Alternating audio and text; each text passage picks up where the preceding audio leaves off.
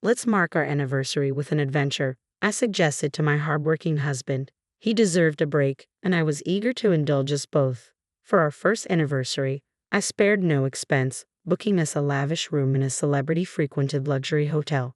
It was a gesture aimed solely at bringing joy to my husband's heart, yet little did I know it would set the stage for everything that followed. Let's rewind a year back. At 28, I found myself married to Logan at 26 without the traditional dating preamble. Ours was what you might call a zero-day marriage.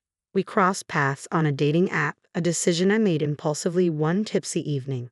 Initially skeptical of the digital dating world, I found myself drawn in by its tales of the unknown, fueled by lingering drinks and curiosity. Amidst a sea of conversations that often fizzled out, Logan stood out. After a month of daily exchanges, we agreed to meet, and from the moment we did, it felt like reconnecting with an old friend. On our first meeting, Logan proposed the idea of dating with marriage in mind, and despite my reservations, I went along with it. It was swift, perhaps too swift, but there was an undeniable pull between us. Before long, we were arranging family meetings, caught up in the whirlwind of our budding relationship. Looking back, I see now the signs I missed, the subtle cues that hinted at what was to come. As we gathered for the family meeting at Logan's home, his excitement was palpable. "Mom, I've brought home my future wife," he announced proudly. Though I felt a twinge of self-consciousness, his mother Grace and sister Lily matched his enthusiasm, setting the stage for the next chapter of our story. As we exchanged pleasantries, Grace warmly greeted me, dispelling any formality. "Let's drop the formalities," she said with a smile. "We're becoming family after all." Her words filled me with warmth, reassured by the prospect of joining such a welcoming family. The tension dissolved instantly, replaced by a sense of familiarity that made it seem as though we'd known each other for years. Just as I was basking in the newfound ease, Lily posed an unexpected question. "So, how much do you make a year?" she inquired, her curiosity bordering on intrusive. Logan swiftly intervened, offering an explanation. "I've just started a new job, so it's entry level for me. Cho's been a nurse for 8 years, so she earns about twice as much," he explained, a hint of pride in his voice. Grace's response caught me off guard.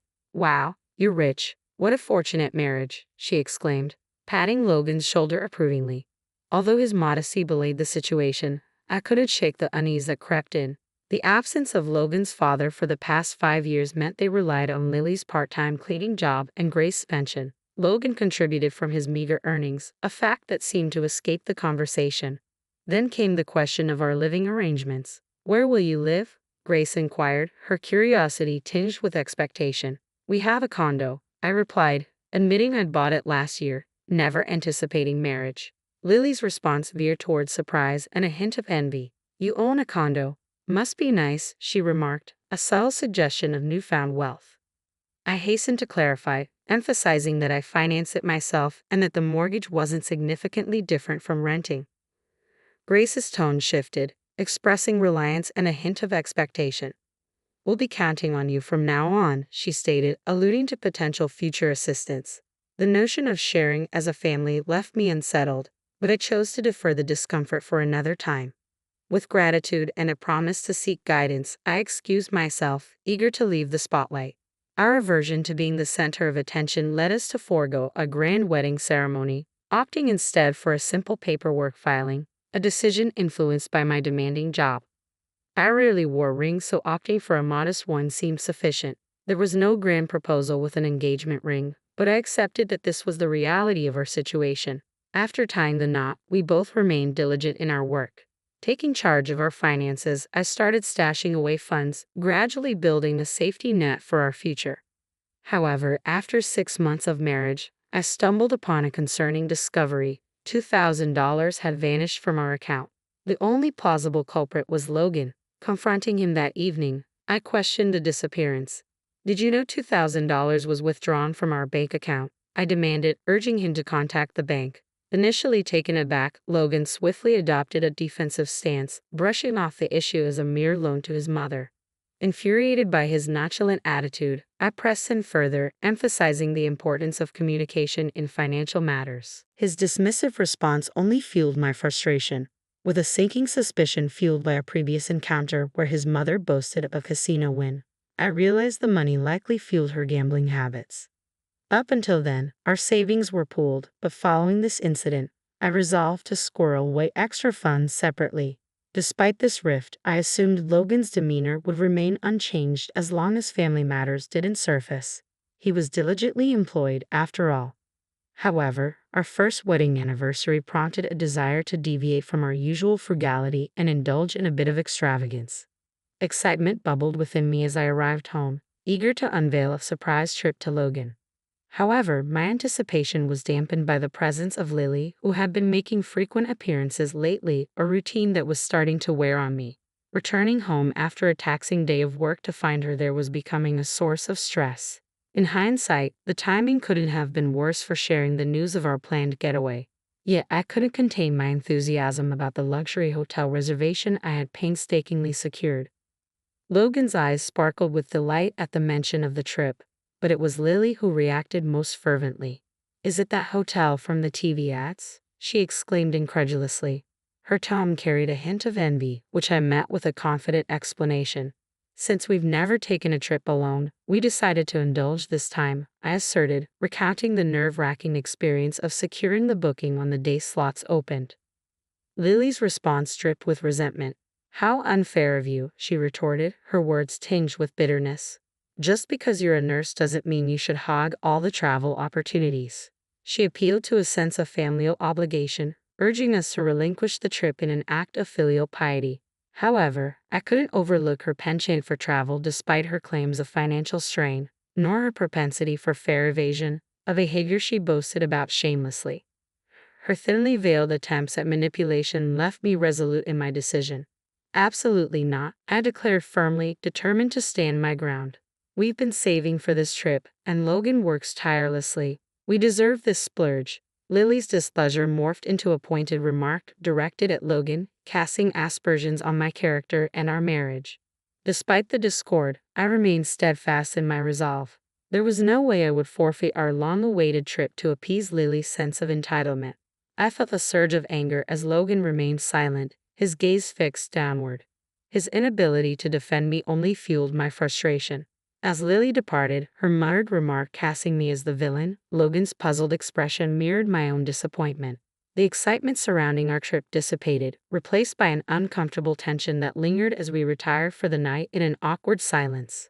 Normally, a good night's sleep would ease my troubles, but the following day brought an unexpected turn of events. Logan's words struck me like a blow when he suggested going on the trip with his mother and sister instead, excluding me entirely. I was taken aback, vehemently opposed to the idea. I couldn't shake the suspicion that his sudden change of heart stemmed from the late-night texts flooding his phone, likely filled with manipulative words from his family. His accusation of my heartlessness only deepened the divide between us. Marriage, he argued, was about uniting families, not individual desires. Yet I couldn't shake the feeling of being unfairly targeted. Despite our attempts to reason with each other, the conversation devolved into a stalemate, leaving us at an impasse. The disappointment was palpable as what was meant to be a joyous occasion now soared into a source of conflict. Returning home the next day to a tense atmosphere, I found my mother-in-law and sister-in-law waiting for me. With a smug expression, my mother-in-law declared, "Welcome back. We've resolved the trip matter. It's settled. The trip will be for me, my daughter, and my son." Shocked into silence, I turned to Logan for an explanation, though deep down, I doubted any justification could appease my frustration. Logan's response only fueled my disbelief. "It's as my mom said," he explained. "I shared our recent issues with her, and she proposed this solution. I'm going, you're staying.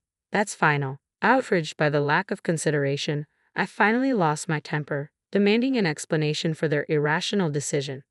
But Logan's reply was laced with venomous words, his anger boiling over. He belittled my profession and reduced me to a mere source of income, revealing a side of him I had never seen before. His psychological abuse cut deep, leaving me feeling foolish for the efforts I had invested in our relationship thus far. Witnessing the altercation, my sister-in-law interjected, urging us to make amends and join them on the trip. But the thought of acquiescing to their unreasonable demands was too much to bear. I couldn't tolerate Logan's dependency on his mother and sister any longer. I've reached a point where I realize I don't need to hold on to affection for Logan or his family anymore. My once warm feelings have cooled to the point where it feels like I've been living in a dream. The idea of going on a trip with someone I've grown to dislike so intensely is unbearable. If his family holds such significance for him, then perhaps it's time to end our relationship. Let's proceed with the divorce, just as I suggested. It seems like the only logical solution to this impasse. Logan agrees, albeit with a hint of relief, suggesting we discuss it further after the trip. For now, he insists, the trip must take precedence. Feeling defeated, I reluctantly concede, allowing his family to have their way. When I inform Logan of my decision, he's quick to express his gratitude, assuring me he'll buy me a souvenir and even suggesting I might want some time alone to relax. His cheerful demeanor grates on me, but I've resolved to see this through. Taking matters into my own hands, I arranged for the hotel reservation to be changed to Logan's name and adjusted to accommodate a party of 3. On the day of their departure, I take the day off to see them off, observing their excitement with a mixture of resignation and amusement. Their overly packed suitcases for a one-night trip draw a chuckle from me as they set off. With them gone, I'm left with a newfound sense of purpose. Over the next 2 days, I embark on a life-changing task, relocating all of Logan's belongings to a rented storage unit. As a minimalist, I don't have much to pack up, but the process keeps me busy and focused on the fresh start that lies ahead. With the help of a friend from work, we swiftly complete the task in less than 2 hours. Now, there's no reason for Logan to return. This condo, purchased in my name when I was single, will remain a sanctuary from him. The locksmith I've arranged arrives promptly, ensuring that Logan is permanently barred from entering the premises. Additionally, I've sought legal advice from a lawyer named Mason regarding the divorce proceedings. Armed with audio evidence of the psychological abuse I endured, Mason assures me of a guaranteed victory and offers to represent me. Relieved to have someone else handle the divorce talks, I focus on tying up loose ends. Meanwhile, Logan and his family are under the mistaken impression that the hotel stay is prepaid, unaware that I had only made reservations. As a gesture for our anniversary, I had even arranged for a fancy cake and champagne, intending to surprise him. However, all expenses were to be settled at checkout. As anticipated, my phone buzzes incessantly around checkout time, but I ignore the calls with a sense of satisfaction. I can only imagine their shock when confronted with the hefty bill at the hotel. True to my expectations, I end up in police custody, unable to pay. Washing my hands of the situation, I send the divorce papers and the key to the storage unit containing Logan's belongings to his family home. With Logan and his family out of the picture, my condo returns to its peaceful state. I had prepared for the inevitable contestation of the divorce, with Mason handling everything on my behalf. Despite their financial struggles, Logan's family manages to scrape together enough money to secure their release. However, upon their return, their aggression leads to police intervention.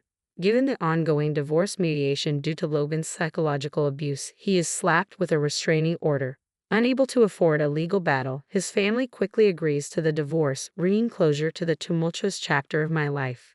In the divorce proceedings, I assert my right to compensation for the psychological abuse endured during our marriage. Surprisingly, becoming single again proves to be less daunting than anticipated. Meanwhile, it appears that Logan's family continues to rely on his income, likely exacerbated by his gambling habits that he couldn't seem to shake. Logan's own employment instability becomes evident as he struggles to hold down a job, often calling in sick or even quitting impulsively.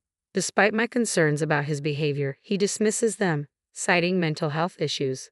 However, his inability to maintain steady employment leads to financial strain for his family. His sister's unemployment adds to their financial woes, and their refusal of welfare assistance only compounds their debt. To make matters worse, I've noticed suspicious characters lurking around their home, adding a sense of unease to their already turbulent situation. In contrast, my life post-divorce is remarkably stress-free. Flourishing in my career, I've even been promoted to supervisor, a role that I relish despite its challenges. With only myself to care for, I find I can cut corners on household chores, allowing me more time to focus on my own well-being. Though I hadn't planned on dating for a while, I found companionship with Caleb, a doctor who had been a supportive confidant before my marriage. Unlike my ex-husband, Caleb is both financially and emotionally stable. Still, I approach the idea of marriage cautiously now, mindful of the lessons learned from my past. Reflecting on my journey, I can't help but feel a sense of gratitude for the unexpected turn of events. In hindsight, I'm thankful that they took that ill-fated trip, unwittingly freeing me from a toxic situation.